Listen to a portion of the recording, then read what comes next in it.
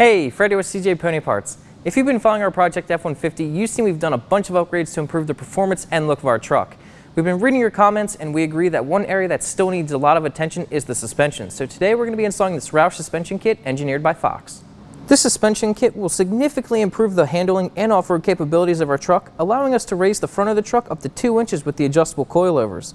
This kit also includes rear aluminum shocks with mudguards, which will significantly improve the off-road capabilities of the truck. It comes with everything you need for installation, and today we're going to be installing this awesome Roush suspension kit on our 2016 F-150 EcoBoost.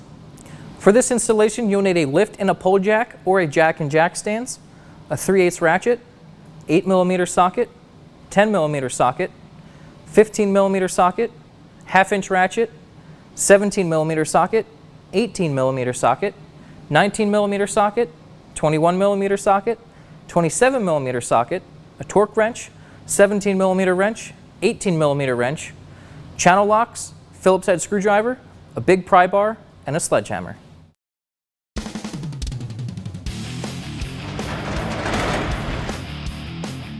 first step of the installation is obviously get the truck up in the air and take the wheel off.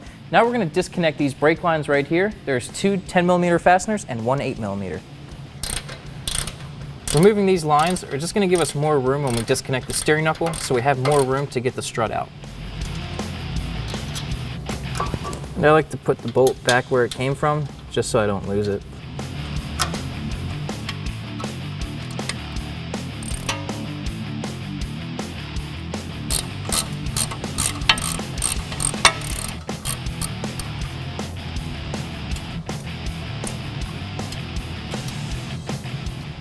Remove the sway bar end link with an 18mm socket.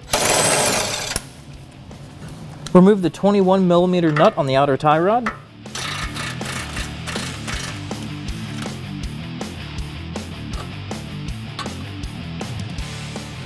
Remove both 18mm nuts on the bottom of the strut.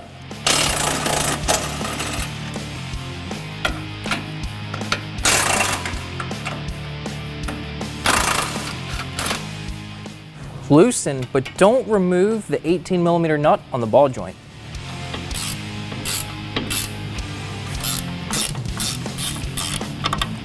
Keep a couple threads on the nut, and then we're going to hit this with a hammer to pop the ball joint out.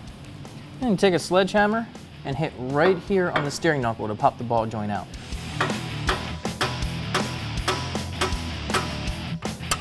Now you can fully remove the nut, and be careful, the steering knuckle might come falling down.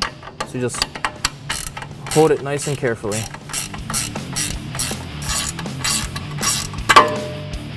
Make sure you have plenty of slack on these lines. Make sure they don't get tugged on.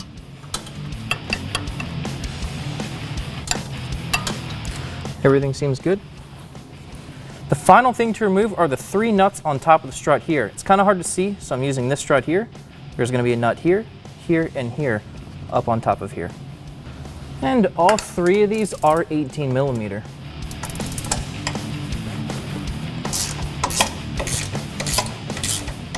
To make this as easy as possible to remove, I'm going to put this pry bar underneath the strut right here so it doesn't fall down in here and then the studs get caught up here and hard to remove. So I'm going to leave this pry bar right here and then remove the other 2 nuts up top.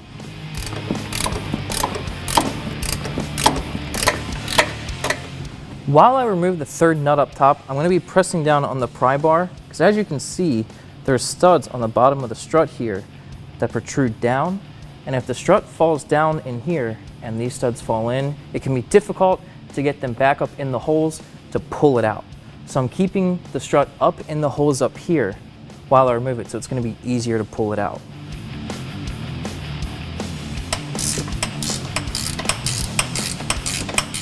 As you can see right now, the control arm is kind of bottoming out and there's just not enough room for these studs to come out. So I'm going to loosen up the control arm bolts just a little bit and see if we can get the control arm to lower a little bit more.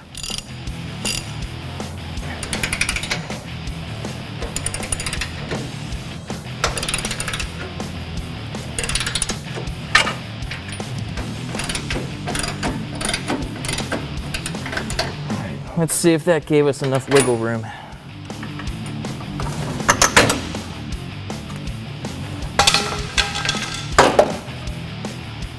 Here's the new Roush strut by Fox.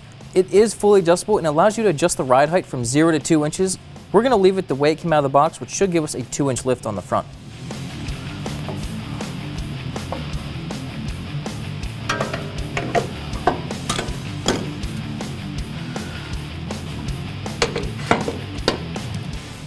Line up the studs with the holes up top and put on the washer and nuts that's supplied in the kit.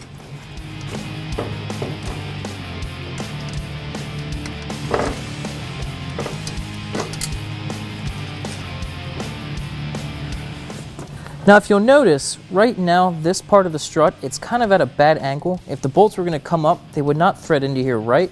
So you can adjust this actually. Just grab a pair of vice grips or channel locks and you can turn this to line it up properly. We're going to be using a pull jack to lift up the lower control arm to make it flush with the strut so we can get the bolts in. If you were on the ground, you could just use a regular jack for this.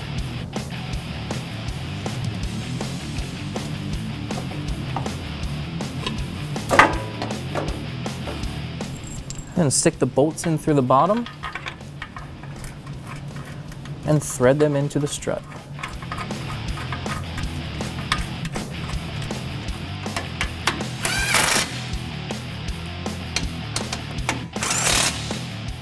While the pull jack is under here, I'm going to use it to lift up the lower control arm to connect the steering knuckle to the ball joint.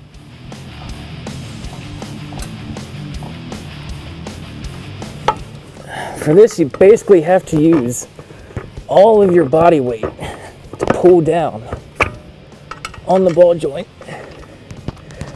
get the thread started, and then you can tighten it up.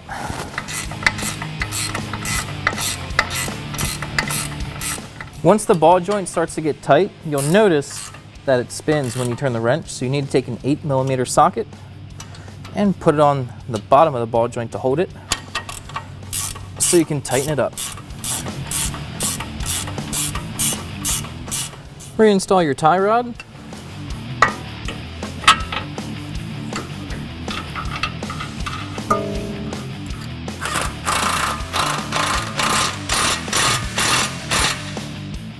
Tighten all 3 of the nuts up top.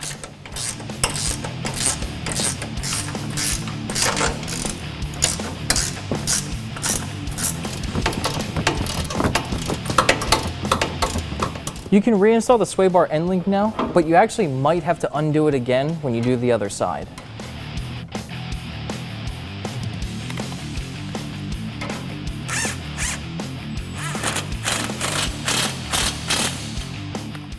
We can now go ahead and torque everything that we touched. We're going to torque these top nuts to 70 Newton meters.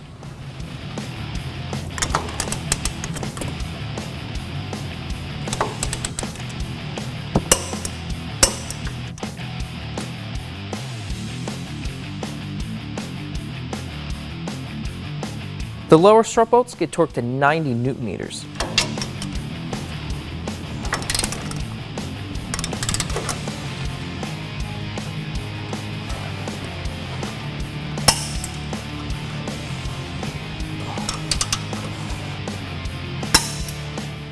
Tighten up the lower control arm.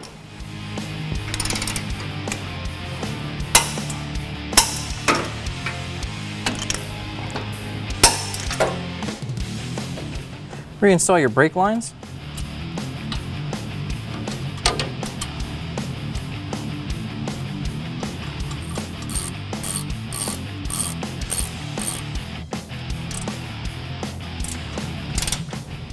Okay. Now you can repeat the process on the other side and then move on to the rear. With the front all finished, we can now do the rear shocks, and I'm almost willing to bet you could do these faster than you can change the oil in this truck. This top bolt here is a 15mm bolt.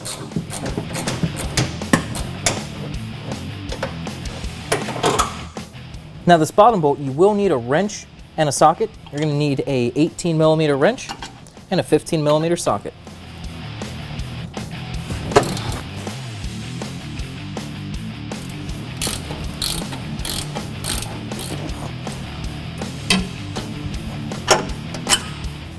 When you install the new rear shock, make sure you install the mud cover.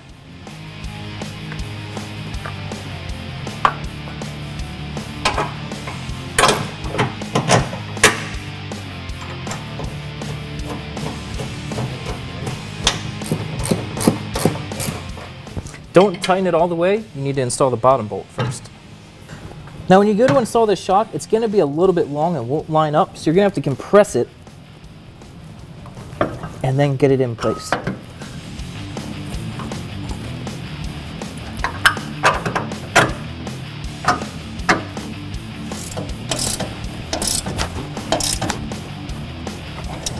Now tighten up the top bolt.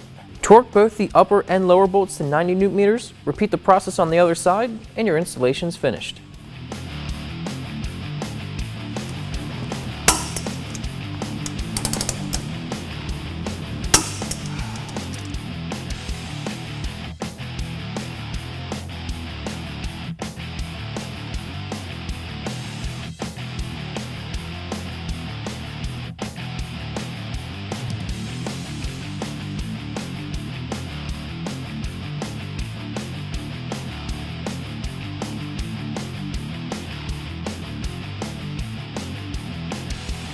Our Roush suspension kit is installed, and I know what you're thinking. It looks a little funny because we don't have some wheels and tires on it, but now that we have the room for it, I promise in the future we can get some nice wheels and tires for this thing. Installation should take about 3 to 4 hours, and you may need alignment when you're finished, and before you know it, you'll be heading down the road.